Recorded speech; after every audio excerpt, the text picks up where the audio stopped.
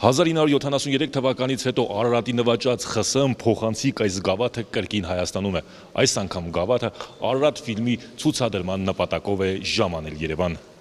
Միջոցառումների շարքը սկսվում է լեգենդար Արարատ թիմի մարզաբազայից, որտեղ ոչ միայն Արարատի ու Հայաստանի հավաքականի նախկին ֆուտբոլիստներն են, այլև Ռուսաստանի հավաքականի ու Մոսկվայի Սպարտակի լեգենդները Անդրեյ Տիխոնով, Դմիտրի Ալենիչով եւ Իգոր Սեմշով։ Սպասված հյուրերի թվում է նաեւ Հայաստանի հավաքականի նախկին դարպասապահ Ռոման Բերեզովսկին։ Ես ծնվել եմ հենց մյուս տարին Արարատի այդ ոսկե դուբլից հետո կարող է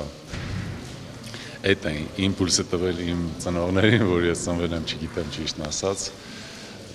բայց պարզա, որ Արարատը մեր հպարտությունն է, ես շատ բաներ եմ լսել, թե պատմության մեջ, ինչքան ենք հպարտացել մենք ֆուտբոլասերները, բոլոր ֆուտբոլասերները, բոլոր Հայաստանը այդ Արարատով։ Սպարտակի ֆուտբոլիստները Արարատի հետ հաճախ են մրցել ու մարզաշապիկներով էլ փոխանակվել, բայց այսօր նրանց փոխանցվող Արարատի մարզաշապիկները անվանական են։ Ջերմ մթնոլորտը նաև խաղադաշտում է, արդեն մաստեր կլասի տեսքով։ Դմիտրի Ալենիչը, որը նաև Չեմպիոնների լիգայի հաղթող է դարձել Պորտուի կազմում, նշում է, որ հայկական ֆուտբոլի ու հատկապես Արարատի հետ ջերմ հիշողություններ ունի։ Очень приятно побывать здесь, на этой легендарной базе. Շատ հաճելի է լինել այս լեգենդար բազայում։ Ես Հայաստանում շատ եմ եղել։ Ռուսաստանի հավաքականի կազմում մրցել եմ ձեր ընտրանու դեմ։ Խաղացել եմ նաև Արարատի դեմ, բայց այս բազայում առաջին անգամ եմ։ Արարատը լեգենդար շատ ֆուտբոլիստներ է ունեցել, բայց ինձ համար Արարատը ասոցացվում է Խորեն Հովանիսյանի հետ, որը հիանալի տեխնիկա եւ ֆուտբոլային ինտելեկտ ուներ։ Սպարտակի 11 համարը Անդրեյ Տիխոնովը նաև ֆուտբոլ է խաղում Արարատի պատանիների հետ։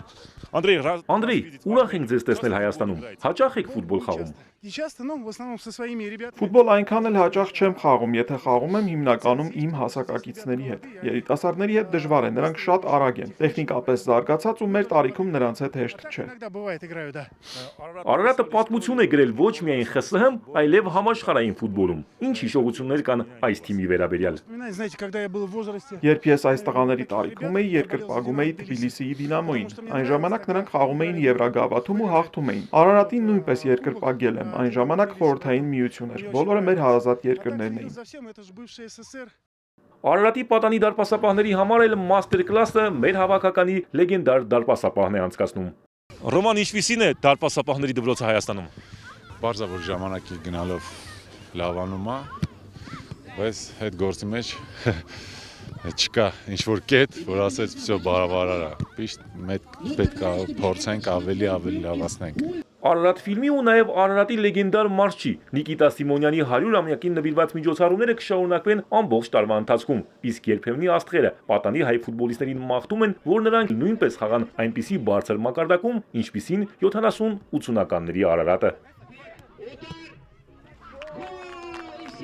Արամ Մանուկյան, Ալեքսանդր Կիրոյան, Էպիկենտրոն։